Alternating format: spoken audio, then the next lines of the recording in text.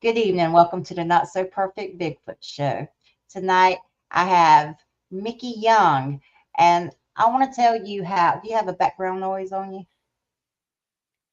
Yeah, can you hear me? Yeah, how's that now? Great. So I want to tell you how I met Mickey Young. I had a guest scheduled tonight, and here lately I've had quite a few people. Had some mishaps, and so I had someone scheduled tonight. He couldn't make it. I posted in the group, and he volunteered, and he is doing me a favor. And we were chatting right before we went live, and he is a very interesting person. So I am blessed that he gave me his time. He didn't know me, he didn't know of the show, but he said, "Hey, why not?" And I would like to thank you for that. Mr. Young, would you like to? I'm pretty sure everybody out in the Bigfoot world knows you, but let's just give a quick bio. We'll take it from there. So, I'm Mikey Young. I started using Mikey recently because I also curl on the ice, and when there's too many mics on the ice, Mikey, I can, when they want me to sweep, they can say Mikey sweep, and I know it means me instead of Mike or Michael. So I am a New York, grew up around New York City. I live in Connecticut. I'm doing an expedition in Connecticut in June. You can see that on the BFRO .net website. I have done Bigfoot expeditions, public, private, BFRO. Um, Oh gosh, in Vermont, Connecticut, Massachusetts, New Hampshire, several in New York, several in Pennsylvania, went out to Ohio, went down to Tennessee, and I'll be going to a private Kentucky expedition in a few weeks.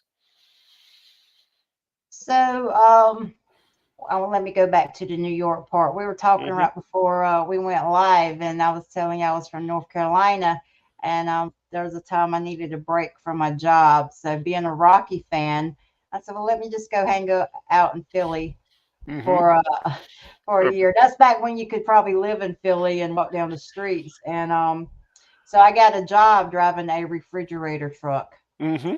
and we used to go down to Lower Manhattan, the Mm, Fulton Fish Market. yeah, And you want to talk about someone out of place, but I never paid to park. When I would go up there, this guy named Vinny, he would say, "Yo, country girl, let me hear you talk." And I'd say, "Hey, Vinny." He said, "She don't pay. Go on back there, girl." So I hmm, never paid for parking. All I had to do that's was just great. say, "Hey, Vinny." But that's my story. It's yeah, it was probably one of the stinkiest places in New York, the fish market. It was right on the river, and they would bring in the fish, and then the truck drivers, they'd sell it to different distributors and send it out to supermarkets and restaurants and whatnot. It was on a really nice piece of land, riverfront, so they moved it up to the beautiful Bronx. To the Bronx. And I've lived in the Bronx. It's getting nicer. So from a Bigfoot perspective, like I said, I've done over a dozen expeditions. I'm an investigator. I did one of the more famous investigations. Um, I had a bad week at work. I thought that weekend we were going to do a private expedition up in the world famous Whitehall, New York, uh, Bigfoot capital of the East. And about two-thirds of the way up, I was sending out messages. It's this weekend, right? It's this weekend. And they said, no, it's in 2 weeks. But I was so frustrated with work. I'm like, that I don't care. I'm going up anyway. And I got to the campsite, and the owner of the campground was like, "Oh, thank goodness they sent you. We didn't know they were going to send anybody." And I'm like, "What?" And they just said, "Yeah, 30 hours ago, someone saw a Bigfoot cross the road." And so I met the witness. I interviewed him for 2 hours. We went to the location. Um, there were on the gravel side of the road, you could see the footprints. And let me tell you, humans are not heavy enough to put footprints in the gravel. And I met the guy, Paul Alexander, not Paul Alexander.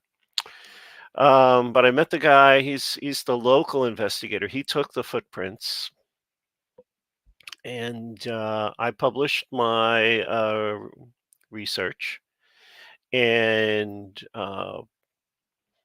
the local investigator, Paul, he published it in the local online town paper, and then the big Albany, New York paper picked it up. The New York Post picked it up, and then the Fox News channel picked it up. So and I'm getting texts from people all over the country. Mike, your investigation, it's going worldwide. And it was true. The witness was very honest. He was very descriptive. You could see there was a trail through the bushes that this creature crossing the road had done.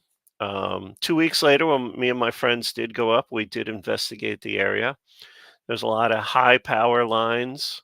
It's east of Whitehall, New York, and there's a solar farm on one side of the street, and there's high power lines on the other. So some people think that they're attracted to those kind of things, and Whitehall itself is just everyone in that town has a story. You go to a restaurant, you go to the gas station, and they see your Bigfoot gear, and they say, "Oh yeah, 5 years ago, I was out with my girlfriend, and we were making out, and something threw rocks at us." And so it's out in the middle of nowhere. It's east of Lake George, New York. But if you look at a map, it's right at the southern edge of the Adirondack Park, which is one of the biggest state parks in the world.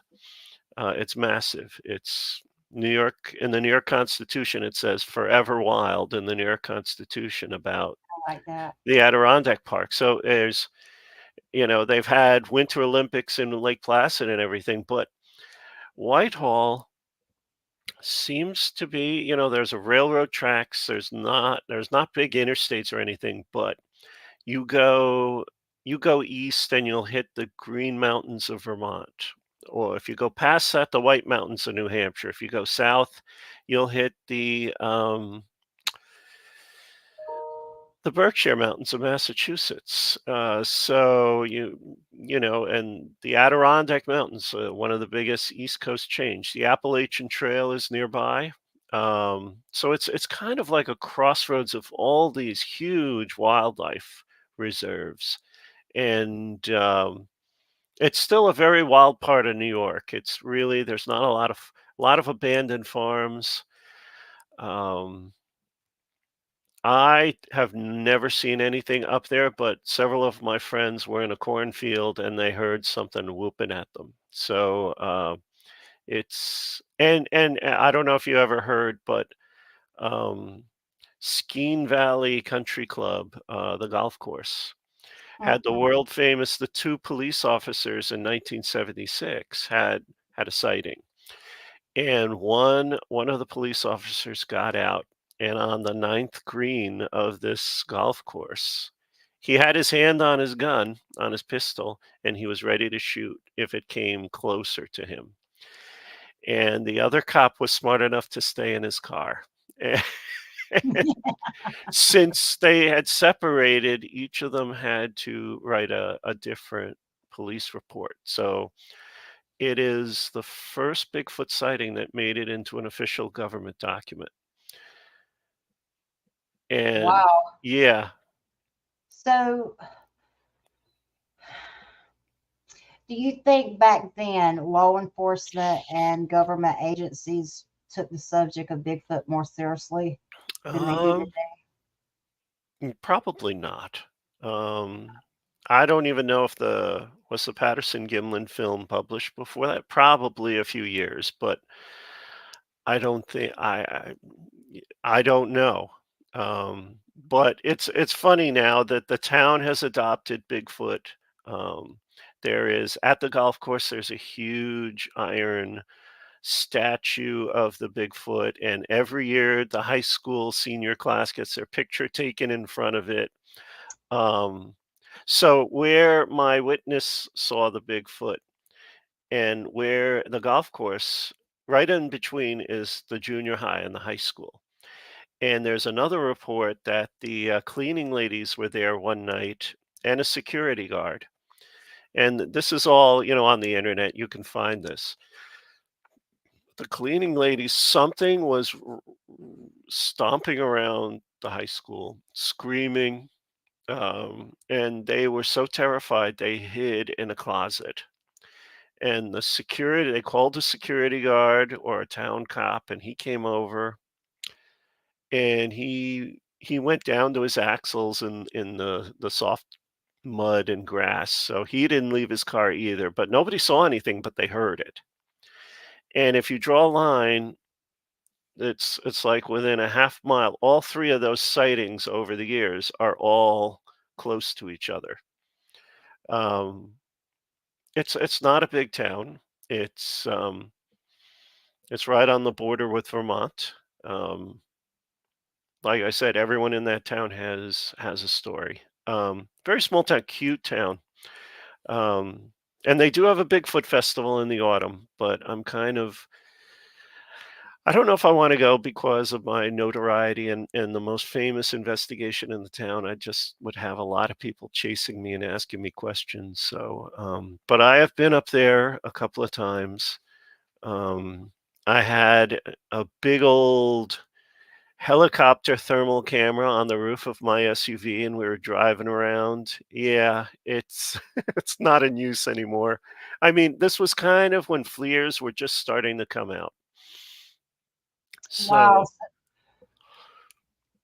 do you think that's for intimidation, or you- what do hmm. you think they come out with the helicopter? Oh, no, no, it was on my SUV. Oh, so that's part of your Yeah, gear. yeah, I borrowed it from, BFRO, and, we you could sit in the car with the controls and direct the camera, and, but now with FLIR, the FLIRs are so much better, than this thing, but this, it was it used to be they put it on the bottom of a helicopter, and it could Oh, okay. turn and pivot and look down and look up, and you could plug a camcorder into it. Um, and now you take a $300 FLIR and you can get better quality video. So, So that was one of the questions I wanted to ask mhm, you. You talked about gear earlier. What kind of gear do you take in the field when um, you're following up on mhm. a investigation or a sighting? Um, I have a not a real FLIR, but an AGM night vision camera. It's an infrared camera. I take that. Usually, we take. I never go in the woods alone. I've heard too many stories, and so there's a bunch of us in Connecticut, and New York, and we try to go every few weeks. So what we typically take is like just infrared cameras, and we'll have our cell phones, and sometimes radios, um, and then we'll just, we'll sit there, be quiet. Sometimes we look at our phones, and we'll sit and we'll see if anything makes any noises, any wood knocks. Um, And then later on in the evening, if it's quiet, we'll do provocations, we'll do whoops, wood knocks. Usually start with quiet provocations. We'll start with a quiet like rock clacking. Uh, I've had one night I was in Pauling, New York, and I heard rock clacking all around my tent. And it sounded like somebody clacking their teeth, and I was terrified. I knew it was a Bigfoot, um, and monkeys actually that is a habit of some apes and monkeys to clack their teeth. I don't want to break any teeth, but um, it sounds like you're taking two rocks and hitting them together, and you can kind of imitate that. Um, and I was sitting in my sleeping bag, and I was whispering in my, we use Citus, the cheap radios, the $40 radios you get at Walmart, to my colleagues, "Hey, you hear that?" And they were all sound asleep. Um, Oh, Me and a colleague, we were just across the Hudson River in New Jersey, in Hibernia, New Jersey, 10 miles from New York City, not far at all, in maybe 12. And we went into a park, and there were dirt trails and everything. And we went down a path towards an abandoned church ground and cemetery, and we started hearing rock clacks. And in one direction, I picked up two rocks and I started clacking back.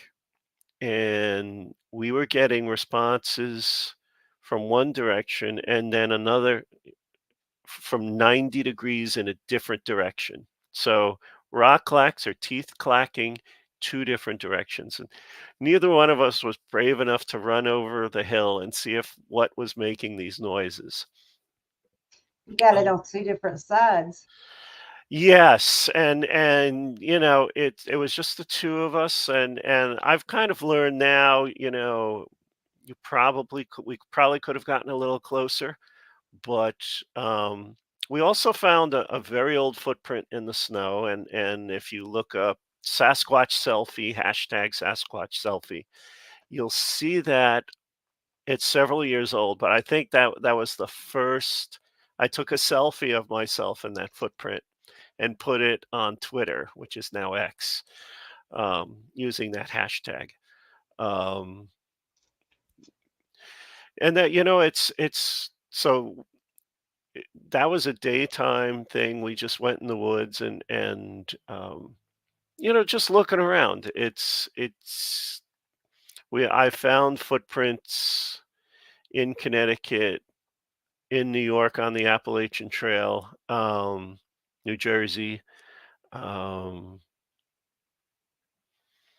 it's I've had rocks thrown at me in Tennessee, in New Jersey, um, in New York, and when they throw rocks at you, they're very accurate. They always land behind you. They want to drive you in a certain direction. They will land right behind you, a few feet behind you, to really get you out of the woods. Um, but I've never really felt threatened or intimidated. Do you think they're more territorial than aggressive? you know, I um, I think they roam a bit. I think they're so big that they can't stay in the same area for long because there's only so many deer.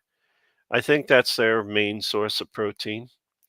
Um, there's just been I've interviewed too many hunters up in tree stands who've seen Bigfoots, and I, you know, they I've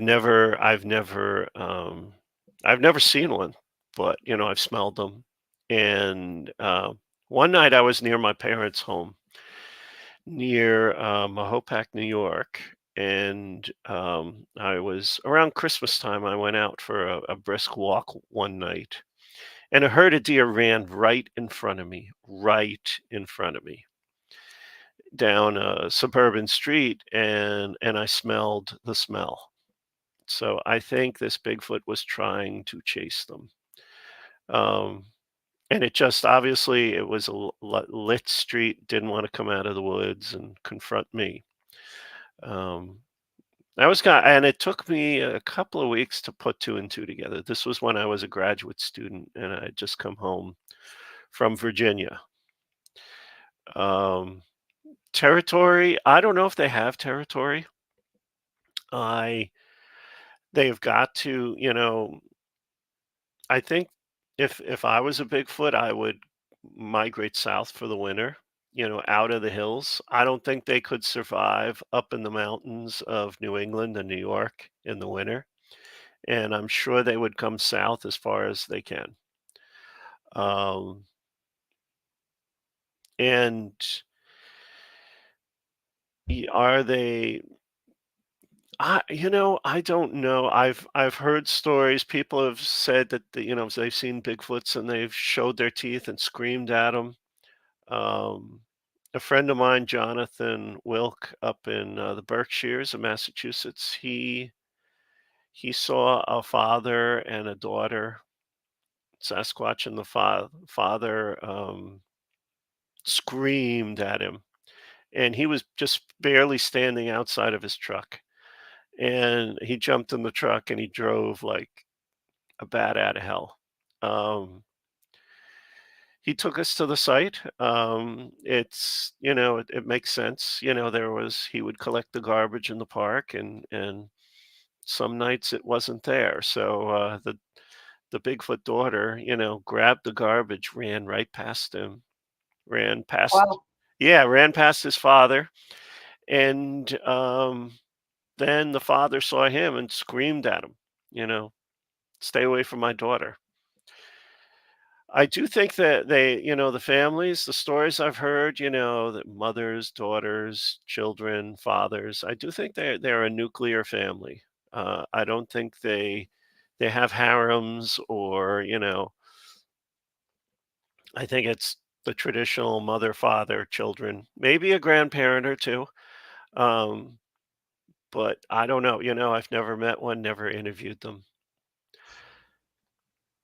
two quick questions. I'm Mhm. sorry for Oh, interrupting, but no. I find your story fascinating. I have like 1,000 questions. Good. Um, well, let me throw this at. Do you mind if I ask a question from chat? Oh, no. Go ahead. Um, Someone says if a deer and bear can survive winter, so can boogers. For big, Bears hibernate, and their metabolism slows down. Um, I agree, but I'm you know I just don't know how they could survive in the Adirondack Mountains, which will, even though it's only 4 hours from New York City, it's a totally different climate. 32 below zero, 18 feet of snow. Um, but wow. there's been plenty of reports of people's cabins broken into in the middle of winter, and I think there was a location that they actually got someone on the treads of the steps up to their cabin. It was broken into a few times. He put screws coming up through the treads, and they got blood, tissue samples, hair, and fat off those screws pointing upwards on the. I'm sure the Bigfoot took a step and screamed and ran away. Um, and it came back that they had it tested for DNA, and it didn't come back bear, it didn't come back human. It was unknown hominid. So it's considered, and I can't remember the name, but I know that they sent it out for DNA testing. What I didn't hear is how did you start your journey? Because Mm. what got you hooked where you went down this road?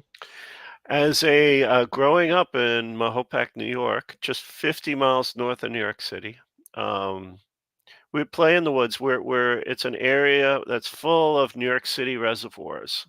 So the reservoir land that drains into drinking supply for New York City is up there, and until recently, New York City didn't have to chlorinate the water. It was that they were smart enough to buy huge expanses of land, and so you can't hunt on that land, but kids can play there. And me and my friends in grammar school, we would go in and play in the creeks and the branches.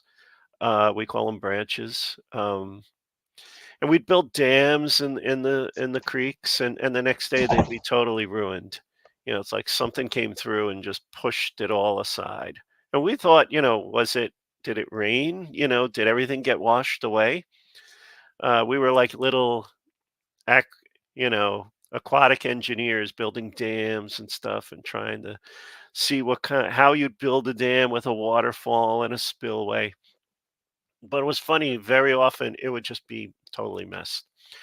And leaving the forest one night, I heard a whoop, and I asked my friends, "What was that?" And they said, "Oh, it's a bird." It was a whoop. It was a classic Bigfoot whoop. So I didn't know what that was. I just, put it back in my filing cabinet, and then the TV show Finding Bigfoot came out, and I started hearing the whoops on the show, and I started doing research. And I'm like, "Oh my god, I've heard those noises before as a child. Played on broken trees, tree snaps. There would be a tree, about this big, snapped, clean snap 90 degrees, and we'd put our swing sets on them, and or we treat them like gymnastic bars. We never thought that, we never saw, well, what could snap a tree like that. Um, so, I started doing research, and then I saw that people did expeditions. So I skipped my college graduation, and I went on a Bigfoot expedition, my first expedition. And it was in northern New Jersey, and I got totally lost. Um, Finally, I rolled into camp, and they're like, "Put your gear on right now. We're going out right now." So I threw on my camo. Didn't even have time to put boots on, so I went out with my sneakers, and I was in a car with 6 people I didn't know. And 10 minutes later, we were hearing whoops across a beautiful pond. It was a beautiful lily pad pond, just covered with a million fireflies. Spectacular evening. And my jaw dropped. I'm like, "What the heck did I just hear?" And we 2 or 3 times, the leader, whooped, and we got a response from the other side. And Matt Moneymaker went up there once, and he got a response. Northern New Jersey, people think, Sopranos, New Jersey. Lots of pine forest there. It is no, that's in South Jersey. South Jersey. Northern Jersey is near where New York, Pennsylvania, and New Jersey meet. It's the highest spot in the state. Actually, I have another Bigfoot story. We were there this autumn in northern New Jersey in Stokes State Forest, and we were bunch of us were in a hunting ground, hunting meadows, and we were just sitting in the middle of a dirt road, very quiet. Nobody was there, and I kept hearing noises to my left. And when I don't know if you know, but when you're in the woods, you never point. It's like a drinking game. You It never is point. Oh yeah, you shouldn't point. Say, "Over there, over there. over there, I'm hearing something," because then. So I just said, to my 9 o'clock, somebody clear that spot. And they did, and they didn't see anything, but it was very thick, burning bush, trees with so you're really hard to see through it. And 3 or 4 times I said, "Fleer to my 9 o'clock."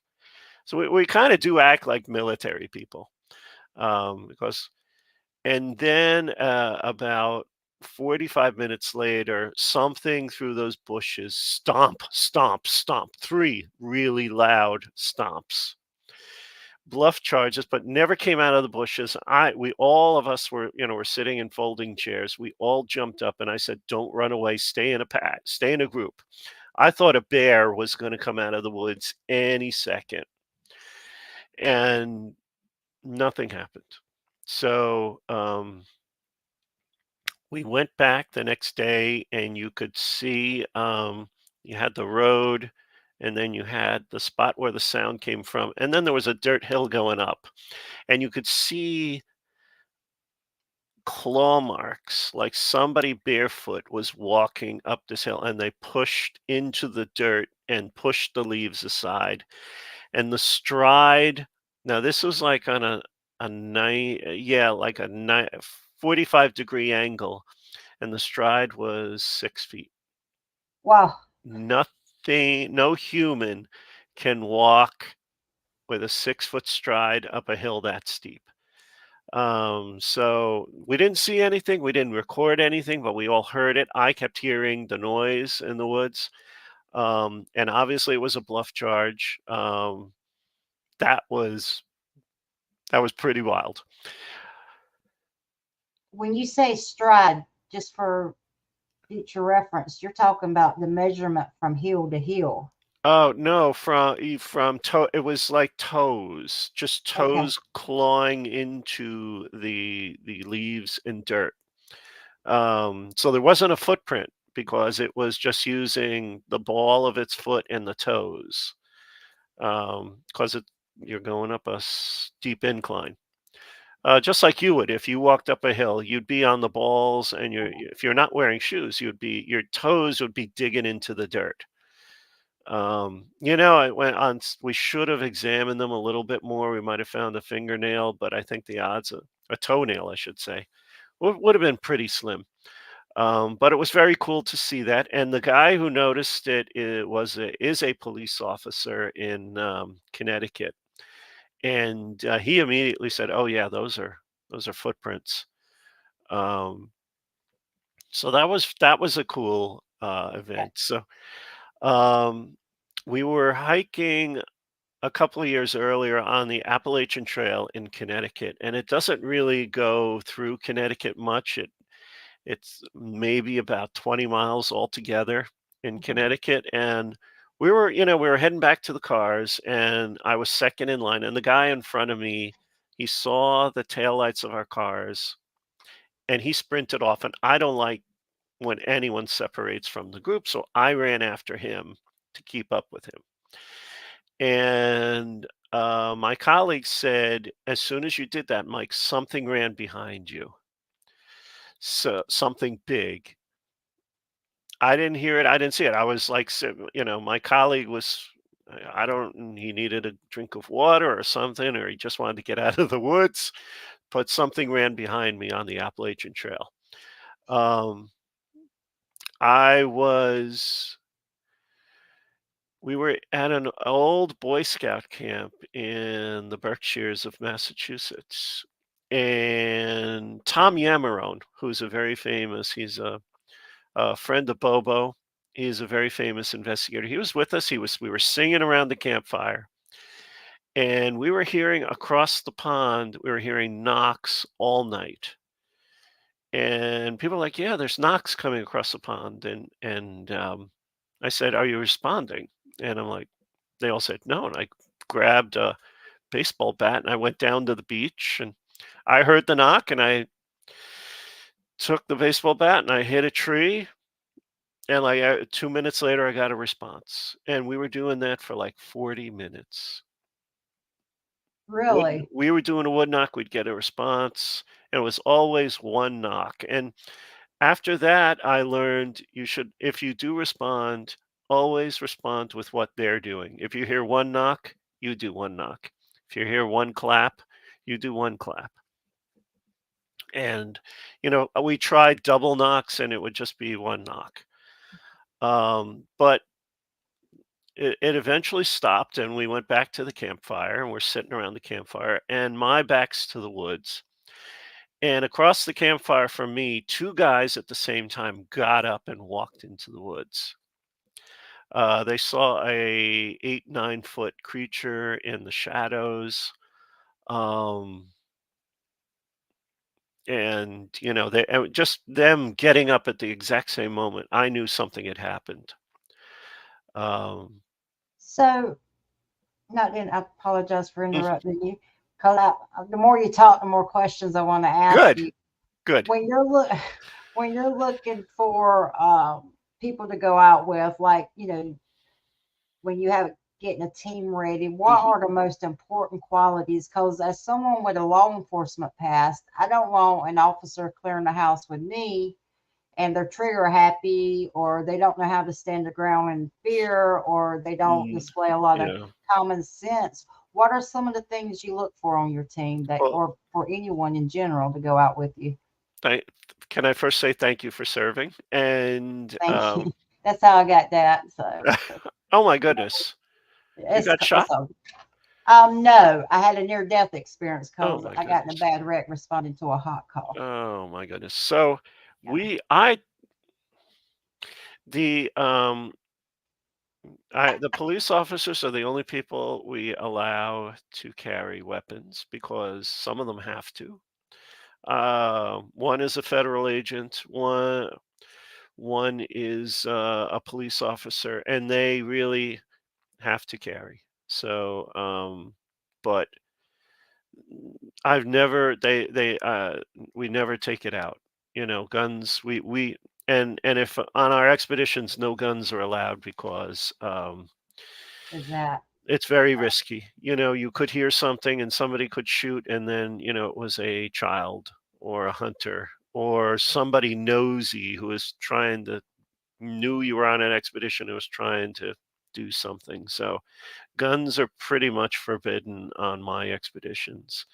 And I have a group of friends, trustworthy people. You could trust your life with these people. They're just very good people. We don't typically do any kind of drugs or beer until after. We might have a beer after, but certainly not when you're out in the woods. You want to be sharp. You want to hear everything. And I've been out in the woods with people who've had too much to drink and they're loud and obnoxious. They can't keep their balance, and they get ostracized for that. So it's not helpful. And I know there are people who have problems with alcohol, and you have to say, no drinking out in the field. It's not safe. It's not safe for you. It's not safe for us. another question? All the interviews that you've done, the connections you have, I always heard two things about when Sasquatch are hunting, that they break the legs of the animal they're pursuing, which that kind of never set right with me because why would you break a leg? You'd want to do a clean kill. Mm, Would they not, when they're pursuing the deers, do you find a lot of deers with the broke legs or do they just snap their necks? I Or don't know. So the only broken leg stories I've heard about are from pigs, and hogs. I have bumped into hunters, and I said, "Have you ever found a deer with the rear legs missing?" And they're like, "Yeah." And then I'd ask them to describe it, and you could tell it was just like twisting off a chicken leg at the joint. You can see the joint hole, the ball joint, for that. It's like they grabbed that deer leg and they twisted it off. It's probably, they don't have knives like we do. And that's the meatiest part of a deer. If you take a deer leg and you hang it upside down or lean it against a cave wall, the blood will drain out and it will naturally cure. And you've got a deer ham. And that'll get, you do a couple of them and that'll get you through the tough winters. Maybe some apples, some corn, some squash, some winter vegetables. And maybe once in a while you do some dumpster diving. And it's not that hard to get through a winter, even in the brutal, the Rockies or the Appalachians. Robert Clark said something earlier that Bigfoot seemed to be coming more and more into towns for easy food. Do you think that's weather related, or are we stripping out the wildlife in areas, or just easy food? It's easy calories, I like to say. Um, Now, I when I first started, I talked to somebody in the Poconos of Pennsylvania. I'm going to sit in my chair. You're Um, good. You're good. and he spent the night in the backyard of a barbecue joint, and he saw a family of Sasquatches come out of the woods and open up the dumpster, and the baby just literally jumped in. And who doesn't like barbecue? I'm talking to a Carolina girl, right? Yes, Who sir. doesn't? Yes, You know, sir. That's there's what happened to my thighs, but it's so good. so there's and I think we're more prosperous here in North America than we were 50 years ago. We're throwing away a lot more food, but also a barbecue joint, a lot of ribs, steak, burgers, Greasy. greasy, smelly, delicious. Um, I interviewed. I'm going to have to be careful about the location. Um, it's a here in the Northeast. It was a detox center and a high end, detox center for people who are fell off the wagon. And the night security guard had seen a Bigfoot twice, and I opened up the detox center, and back right next to the woods was the dumpster, and it had a fence around it. And he I asked him, what kind of food, and he's like, what kind of food do they serve there? And he's like, oh, whatever you want. It's they're going to bill you, of course, but if you wanted salmon, if you wanted steak, if you wanted pasta, they would make it for you. It was where celebrities would go and detox. Um, and a lot of those people, I really, addiction is a terrible, terrible thing, and a lot of them probably aren't that hungry, and a lot of good food gets thrown out. So something like that would be very easy to jump into at 3 o'clock at night, and except for the night watchman, who, you know, the Squatches knew he came through at 2 in the morning, and the only time he saw them was when his schedule was a bit off. So I think they So, know a lot about us. well, that says a lot what you just said right there. When the schedule was off, that's when they saw. Hmm. That, that tells me a lot. It Yeah, tells me that they watch the place, they don't want to be seen, yeah, and they're smart enough to pick up on the pattern. sure. So if you go like me and my husband and some of our friends, we always go to the same spot, and it seems like we go always at the same times, Mm. and it's a very active area, but we probably should change our pattern. It's I always the I think the best place to get is to be between like some high ground and a swamp or a river, because they need to drink water, and they can't really drink water during the day because they'll be seen. Speaking of New York City reservoirs, I didn't do this investigation, but it's out there on the internet. Two fishermen were fishing in a New York City reservoir, 4 o'clock in the morning. This is probably 20, 30 miles from New York City due north. And they saw a Bigfoot come out of the woods, bend over at the reservoir, and put its lips to the water and slurped up. It didn't cup its hands and drink the water. Um, and you would think, my gosh, 30 miles from New York City, but if you look at the area, it's forest, and there's parks and parkways. There was clearly a way to get back up to some pretty wild area. And one of the areas that I've camped in before was only 10 miles away, and the Appalachian Trail was only 10 miles due north. So I actually don't find that hard to believe at all. And I'm not saying I'm not comparing Bigfoot to coyotes, but if you think about it, the biggest study ever done on coyotes was in Chicago.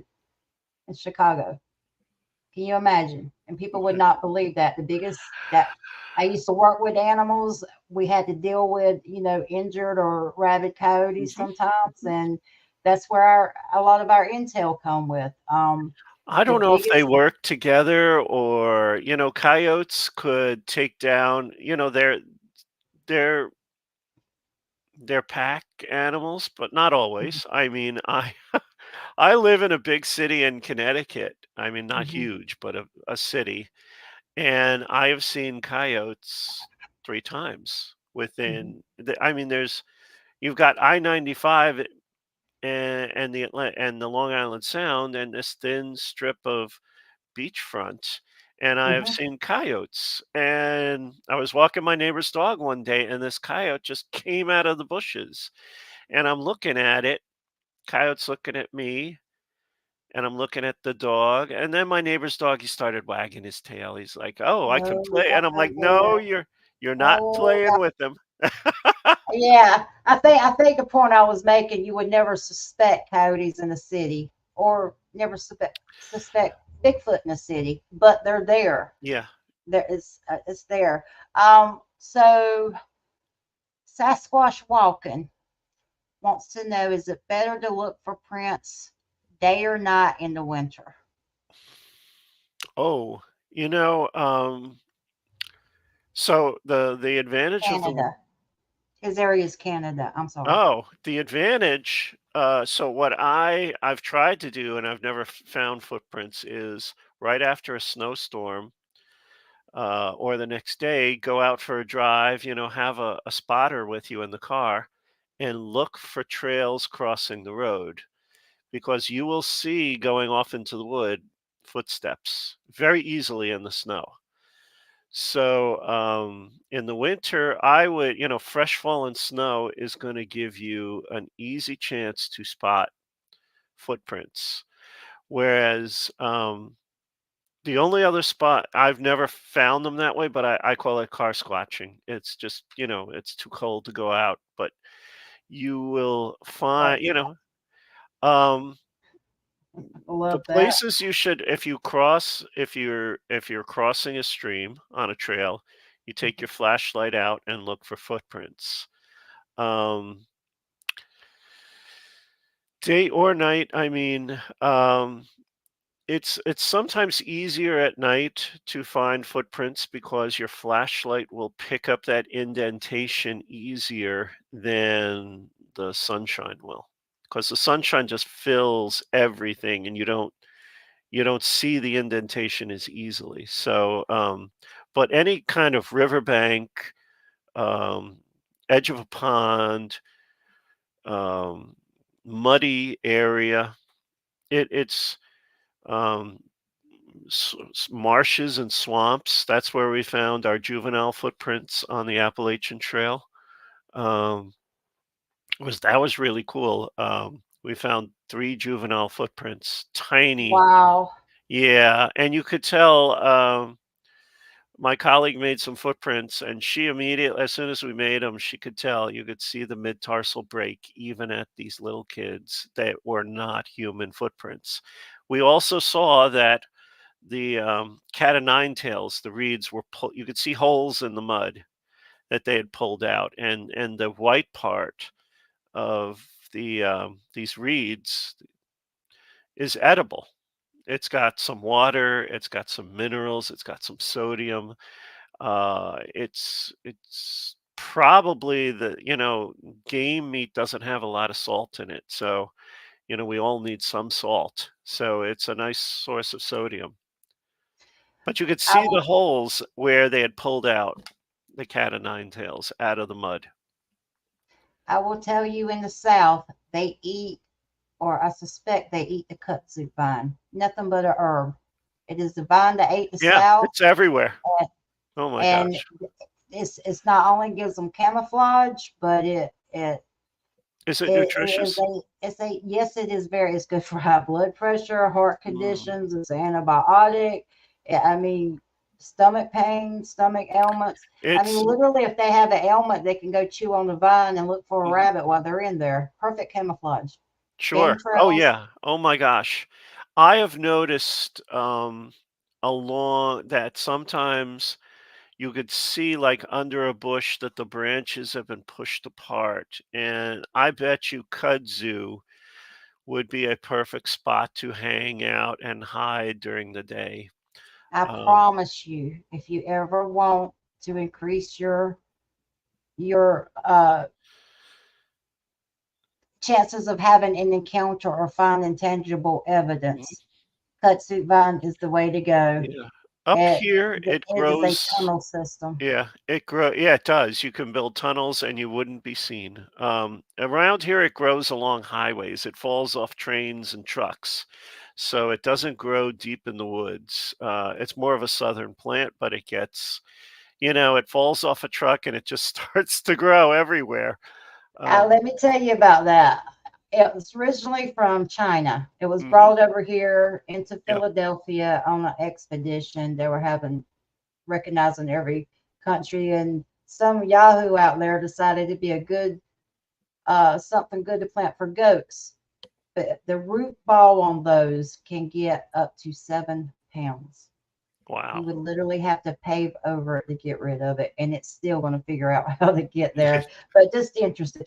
But I guess my next question was, and the reason I thought of that is when you was telling me how it was observed drinking from the water, they have to have some kind of defense system. But I guess drinking from the surface of a water, you're not getting all of the grit and the bad The stuff. You dirt, would be and this just is a New York City reservoir. No a clean. motorboats are allowed. It is super clean. Um, I remember playing in the streams and brooks and branches of the New York City reservoir system. We drank out of those streams all the time, because no one's allowed to live near them, so you don't get any fecal pollution or anything like that. Um, and it's probably, I don't know, I've asked people, and some biologists will said they're wild animals, so they probably have all kinds of bacteria in their gut that we don't. So they probably could drink swampy water and get away with it. Mm. So you said something before about you don't go into the woods without a second person. And I Mm. know what was the point where you said this is not a good idea to go alone. Um, Ah, there was something happened. Was it a story you heard, or there's just been stuff, I think it's just my natural, you know, as a child, we were always, now, my parents were immigrants from Europe, so they didn't grow up in the wilds, but there was always, they I just growing up outside of New York, there were always creepy people, and parents were like, don't get in a car with anyone, don't go in the woods alone. So that there, as a New Yorker, you're kind of a little more suspicious. I think country folk are willing to just pick up a gun and walk off in the woods by themselves. yeah, that comes from hunting your own food and stuff. Hmm. But so when you're out there and you're listening to these stories, what has been the most amazing thing that you have learned that most people would not relate to Bigfoot? Um, hmm. What I find the most amazing thing I've learned being a Bigfooter is what a beautiful, beautiful country we live in. I have seen, the moonrise from a mountaintop. Um, I've just seen, trees of every color in the autumn and spring. Um, just a lot of people who just stay on the roads. We're on the trails and we're in the woods. We see a lot of beautiful things. Um, and I've been all up and down the East Coast, and I've just sometimes you just gobsmacked. There was one night we were in New York, and we were just sitting by a lily pond, and the moon was out. It was a beautiful moonlit night. A million frogs were popping away and croaking, and the fog started just rolling across the top of the lily pond. And I was just like, I was waiting for the ballerinas to come out from like Swan Lake or something. It was just beautiful. One time I did go out on my own, and I went to the top of a mountain that had a cell tower. One of the original cell towers that AT&T was starting to build, and I always wanted to go up there, and I had, the gate was locked, so I had to walk up the hill. And I noticed on each side of the cell tower was a huge 100-foot wide circle of trees and logs on both sides of the cell tower. And I still to this day don't know what that is. I don't think humans would have done it. Um, and I don't think the engineers from the cell tower company, it was about 50 feet away from either side of the cell tower. It's not like a portal or anything. I just thought it was very interesting, but you didn't notice it until you were in the middle of the circle of logs. Um, that was interesting. We climb a lot of mountains, so just the views of the mountains are beautiful. Um, Now, the Bigfoot themselves, a friend of mine up in Vermont, he's almost certain that they have a high performing version of autism. So I kind of try to think of, I know autistic people, they don't like direct eye contact. Um, they do some rapping. Yeah, they do the back and forth. They do stimming, they do rock clacking. And so I will try, like, especially with rock clacking, I will try like 5 or 6 clacks and see, if I'm gonna get a response. Um, I have tried samurai chatter, everyone talks about it. If you want, I can give you a sample. Yeah, I would like that. So I have tried that and I've never got, but everyone thinks it's hysterically fun. So I go, "Oi, oi, konnichiwa, hi, konnichiwa," and and I'll get very guttural, and I sound like I'm should be in a Kurosawa film or something. That is And awesome. and I also can I have neighbors. I can't do a female scream or a Bigfoot whoop, but I can change the pitch of my voice, and I can do a high pitched scream like a female Bigfoot. But it seems like the long Ohio howl is the one that gets the most response. Um, I think, I think that the most interesting thing is if you act like you're having fun, if you're not threatening, you'll probably get something. But if you got people standing on the edge of the camp, facing out, looks like they're holding a gun or a baseball bat, you're not going to get any response. So the location, I'm actually in June, the first weekend in June, I'm doing an expedition. It's on the BFRO website. Um, we stay in a campsite in Connecticut, and I have learned. Now, you ask your question, what have you learned? We go to a spot and we bring a pizza or we bring sandwiches, and something on the other side of the lake starts throwing rocks in the lake.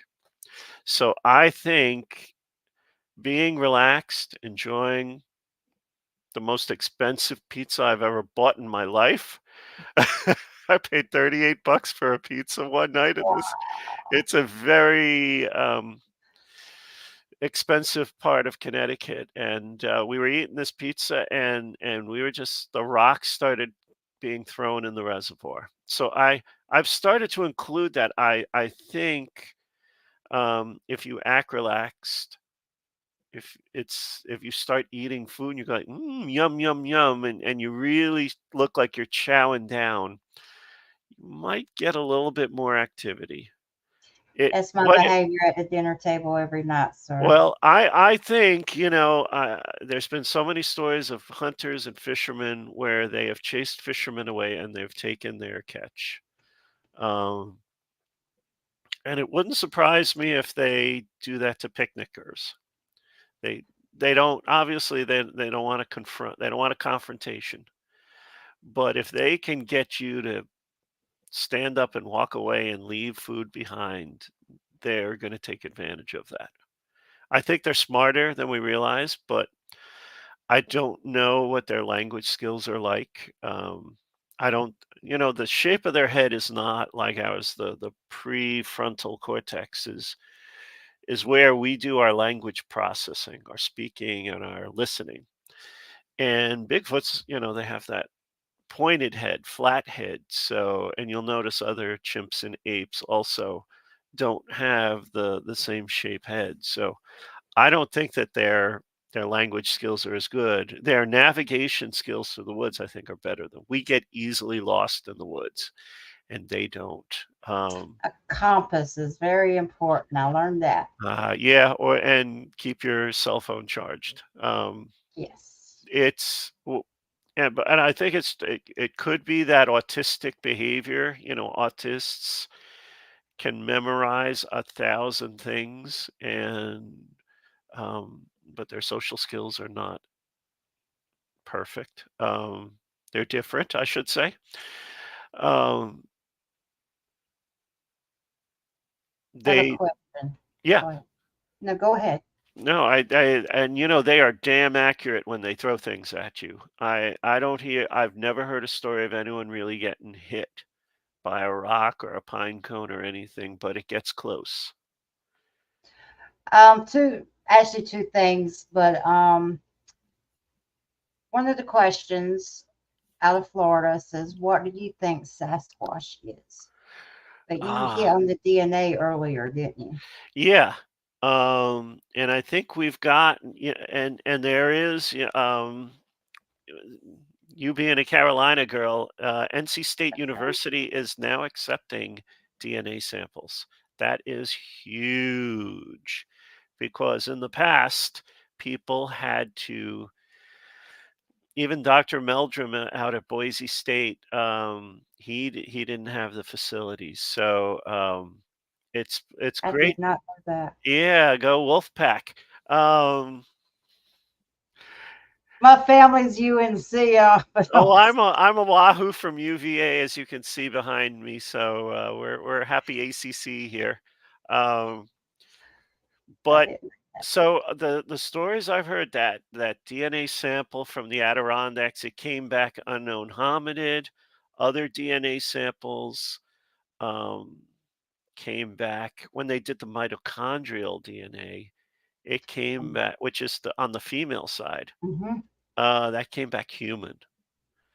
So That that is wild. means that means that a human female, as obviously several over generations have, maybe they ran off with a Bigfoot, or and there are plenty of Native American oral history of a Indian princess being kidnapped by a Bigfoot and the brave warriors going out and rescuing her. It's in several tribes all over North America.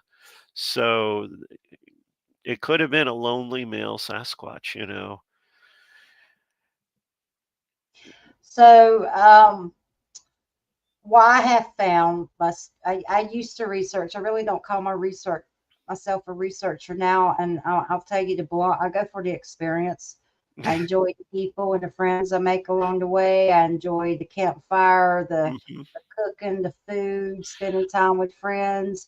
But when I used to go out, when I was really heavy into doing the investigations and going on the properties and the tracking and I can do a little bit of tracking. I wouldn't call myself an expert, but far from it.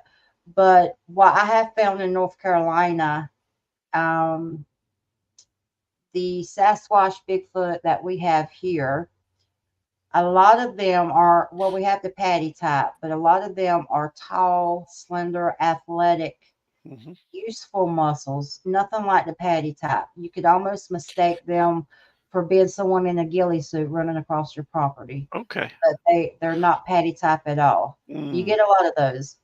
Well, and as you've noticed this past weekend, the Sierras in California get a lot of snow, a lot, and Northern California. And I think that, I think they are regional, and you hear about the swamp apes of Florida, and they don't have as much hair, and I think naturally they just over time there's differentiation.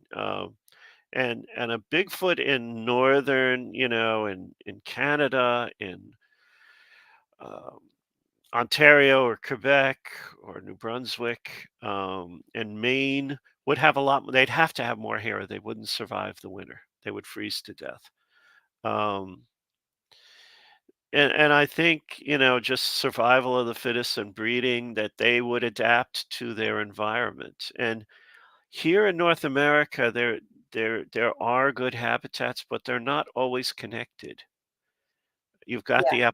the Appalachians, yes, but then you hit the Hudson River in New York State, and it's a deep, fast-running river all the way up to Albany, so it it's not swimmable.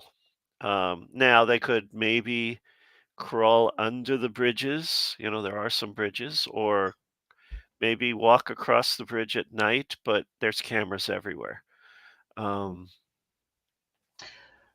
What I had a question on the tip of my tongue, sir, and I just forgot it that fast. Carry on, and I'll think of it, and I'll just throw my hand up. How about that? so yeah, but I would say that just, the region they're in would just encourage, maybe smaller, like you said, less hair maybe down south because they need to shed heat. Um, but also, bigger creatures have more muscle and less surface area so they can retain heat. Um, Go ahead. Um, how many reportings do you get where it's total silence versus there's never a break in the silence? You get a lot of reporting. I could word that better. Oh, yeah, You, yeah. Um, it's been fairly quiet recently. I got a report the other day in Eastern Connecticut, but the person didn't give us any contact information. Um, how about the environment? Um, sometimes when I used to go out and talk to people, they would say it would be total silence, but I'll talk to other people and they would say I never heard silence. Yeah, I mean, the frogs were still going, the crickets were still going. Is it equal amount or you get more um, silence on the I don't know. I think when there's an apex predator in the woods, the forest does go quiet because all the animals know there's an apex predator out there. Um, it's if you get close to a cricket, they go quiet. Um, the frogs, man, I mean they never stop ribbiting. I mean there are frogs in the summertime. It sounds like someone banging on a piece of wood. Um, you know what was funny, Biff? Like I was staying at a friend's cabin in the Poconos in Pennsylvania, and I heard wood knocks all night long, and in series of three, bang, bang, bang, for like 2 hours. and I had just started Bigfoot. I've been on one expedition. I didn't know what to do, so I didn't know how to record sound with my phone. So I just wrote the times down, and I was with friends. I didn't want to light the house up and go running out in the woods. That's the dumbest thing you can do. Um, I think if you do hear something, just try not to change your movement. Or they don't like the focus. They don't like to be stared at. I know that as a fact. Um, S- Some of the best witnesses I've ever spoke to usually see it peripheral vision. The peripheral vision. Do you yeah. get that a lot? Um, I think most of the witnesses I mean, I'd say half of my witness cases have been in cars. And the Bigfoot, for whatever reason, ran in front of them. Usually, first thing early in the morning or right before sunset. Uh, so I don't think they go around during the middle of the day because they'll be seen easily. Also, it could be just too darn hot for them. I mean, they're nocturnal. I don't know if their eyes really like the bright lights. Um, and it could be, they're just hunkering down. They have to sleep. So I think they sleep during the day and hunt at night. Out of all the stories you followed up on, what's the most memorable? The one that stands out in your mind the most? um,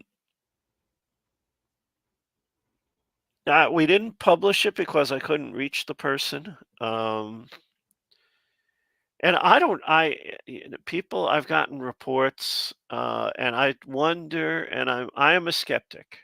I don't, you have to prove to me that it's true. You have to. And there was this really amazing story somebody wrote. The Housatonic River in Connecticut is where it's in Western Connecticut. It starts in the Berkshires of Massachusetts and it makes its way down. And almost all of the sightings I've done in Connecticut have been within 5 miles of either side of the river. It's a clean river. It's never been industrialized like the Connecticut River or the Thames River in eastern Connecticut, and you could drink it from almost to the Long Island Sound. Uh, and a kid in the late 60s, early 70s, him and his friend, they took an old army tent from their parents and they went and they camped on the side of the Housatonic River near Newtown, where those horrible shootings were. And they had a gun and they had 2 sleeping bags, and something stomped around the tent. While they went down to the edge of the river to set up camp, they saw a gigantic turd, like bigger than a pizza, huge, and I mean bigger than a cow pie. Uh, Yeah. you can't So mistake that. no, and they set their tent up and, and then something was stomping around. It got to the flap of the tent and it was huffing and chuffing. And the person who wrote this, this was 40 years ago, 50 years ago.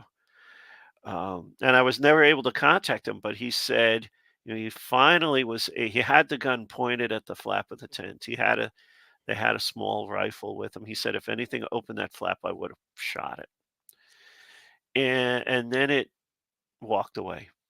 And then he found a flashlight and he pointed it at his friend, and his friend was just pale as a sheet, tears coming down his eyes. Um, very, very descriptive article, and it kind of came across as maybe it was a writer who was just looking to, maybe he was trying to get it published or something. I don't know. Um, Nearby to that location, there was a family who was living in a town, and he would always notice, like, he would find like a quarter on his front doorstep. Um, and little things would get broken. Like there was a float on top of his oil tank. We use heating oil up here instead of natural gas, and the float was broken and just left there. And he went out on a drinking binge with a friend who was he was darker skinned, very tall, and they came home late at night and they stepped out of the cars, and his wife and baby were in the house, and the Bigfoot stepped out of the bushes and screamed at them.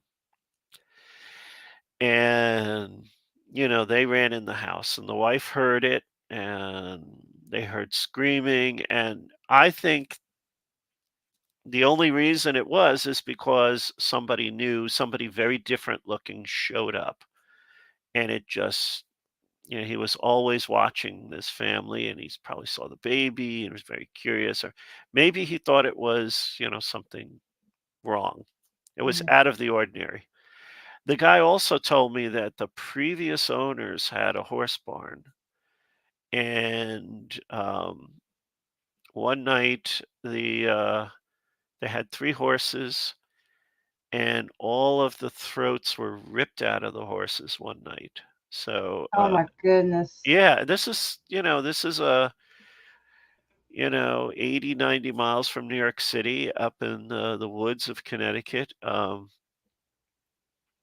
And So there's been activity, and there's been, sightings in the newspapers going back to the late 1700s, talking about a wild man or a demon, or a devil.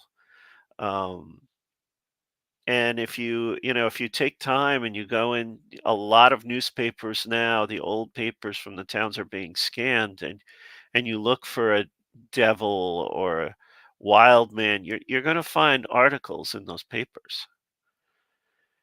Yeah, especially here on the East Coast. We've been here for hundreds of years, and it's there. There's no evidence. Pardon me, but there's stories. So when you talk about Sasquatch being on the property, a lot of times they were on that property before the family come there. Do you Sure. think that is seasonal, or do you think those type of incidents or activities they tend to stay around the property? Um. Hmm. So I think I was talking.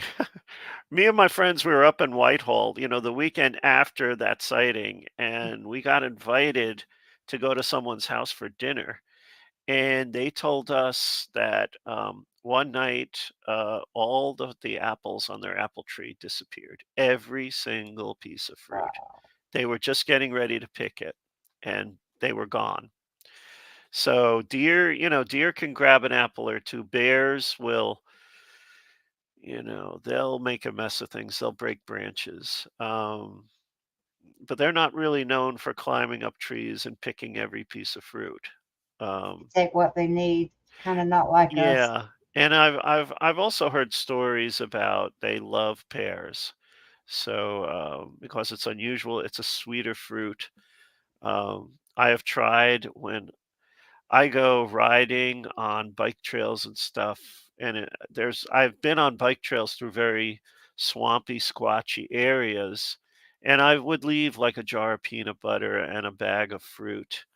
Um, and so, a couple of weeks later, I'd go back and the fruit's gone, and the peanut butter wouldn't be touched, but the label on it. So I don't know if it was like maybe a raccoon was trying to open it. I'm sure the Bigfoot would be just squeeze the plastic jar and pop open the top. So it's but that wasn't your question.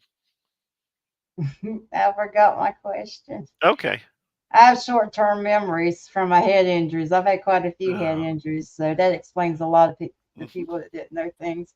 I think I was asking when people have Sasquatch that watch them on properties. Oh, And do you think that activity tends to be all year round, or do you think these Sasquatch are just passing through, or is it? and it depends. It depends on the habitat. There are towns that are, there are probably, there are vacation towns where you couldn't go in the winter because they're summer vacationers and that's a lot of food. Um, Deer tend to migrate as well. Um, Crops are harvested, in the autumn. Winter and early spring must be pretty tough. That I would think that that would be the time they'd want to come and dumpster dive because that's where the most calories are going to be. So we've been going for an hour and 20 minutes, Oh and my you have goodness. been don't time fly when you have fun. It is.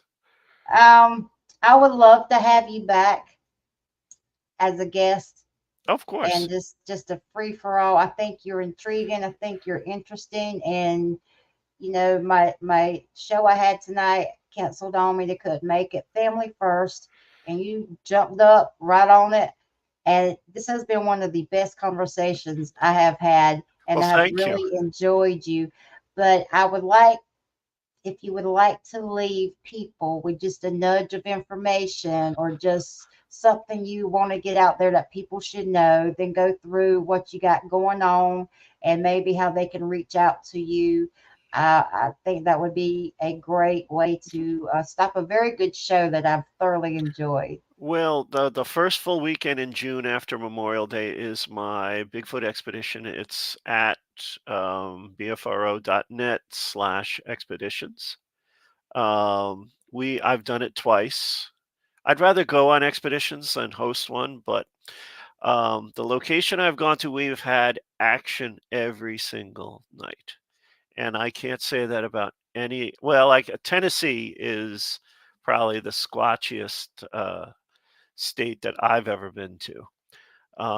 But this we don't have to leave base camp. I would have a list of other locations, and we would just walk down the road and sit on the shore of the lake, and trees would get pushed down, and the rocks get thrown in the lake. So it just we kind of just one night we went up to this lake and we were eating pizza and the rocks just started coming out. I'm like, we got to do we have to have a real expedition here one night. And that's what I've been doing, and every night we get activity. I'm not much of a, I do work in cybersecurity for the government, so I don't talk much about, Facebook and stuff, and I don't have a website, and I probably never will. I do have a quick question that just popped up. Sure. Marty said, Marty said, what is your opinion about the Bigfoot alien connection theory? I'm Marty. I think that they are, I think just like the Native Americans, they came across the Bering Land Bridge from Asia. Um, I'm not if one night I was out with some Bigfooters and we were looking up and I saw blinking lights and I could tell it was a tumbling satellite. Satellites do fall out of orbit. I've worked in satellite technology and they all swore to me it was a UFO. And I really find it hard to believe. I'm a little more skeptical when it comes to portals and orbs, and um, I'm just more of a skeptic than most people. And some people just seem to get very creative when they're by themselves, and I don't know if it's their brain, just doesn't know how to respond to a situation, and they try to interpret something. I do have a question, and maybe it was I'm not in law enforcement anymore, but I, my pet peeve was when someone made a complaint and there was nothing valid about it because you're putting your time, resources, and come to find out at the end of the day, there was other motive for the call they made. as a investigator, and this doesn't reflect who you're with, just personal opinion. Let me just make that clear. Hmm. You get a high percentage of people that just want something published or try to throw a bone to you to see how far you would Yeah. take it. And I think, especially when the TV show Finding Bigfoot was around, I would get, I want to talk to Renee, I want to talk to Bobo. And I would call them up and say, "Hi, I'm just Mikey," and they're like, eh, and I always ask for corroborating witnesses, and I would talk to them separately. I never talk to them together. If they say, "Let me get my wife on the phone," I'm like, "No, I want to talk to you, and I'll talk to your wife later. I don't want you. I want to. I want what you validate what saw. I want what you saw, not what your wife saw, because you'll reinforce bad, you know, and I think that's really important. I know, and there are some people who are afraid to talk by themselves. They want, and sometimes I'll hear someone whispering next to them, and it adds to my skepticism. I've also seen things in the woods that don't make sense. I remember walking down a path in the woods and it was pitch dark, and I just started, my eyes couldn't process, because there was not much. Your brain is the computer, your eyes are the camera, and I just started seeing like weird shadows and halos around people, and I just said, it's my brain is not processing the information correctly, because it looked like a video camera that was a bit flaky, just like you're seeing around me. um, if you don't have enough information, you don't have a complete picture. And it's hard to explain that to people who say, "Oh no, you're seeing portals and orbs and you have a halo." And I'm more of a scientist, and it's that's just who I am. one last question. Sure. Normally, at the end of all of my shows, I ask my guests if there's someone they would like to take a few moments to give a tribute to. That most of the time, it's someone in the Bigfoot world who's been a mentor or a good friend or has passed away, but it doesn't have to be. Do you have anyone in mind you would like to give Well, a tribute to? Um, well, on Christmas Eve, my dad tripped and he broke some vertebrae in his neck. So he's been in a cervical collar for a couple of weeks, and we had to help him shower and stuff. But they took the collar off yesterday, and he is by far the most influential person I've ever had, and I love him dearly. That's outstanding. My daddy was my John Wayne. Hmm. So I hope that you come back on the show with Oh, us, and maybe sure. then we'll have more questions that come on. But I have thoroughly enjoyed our conversation. Well, thank And you.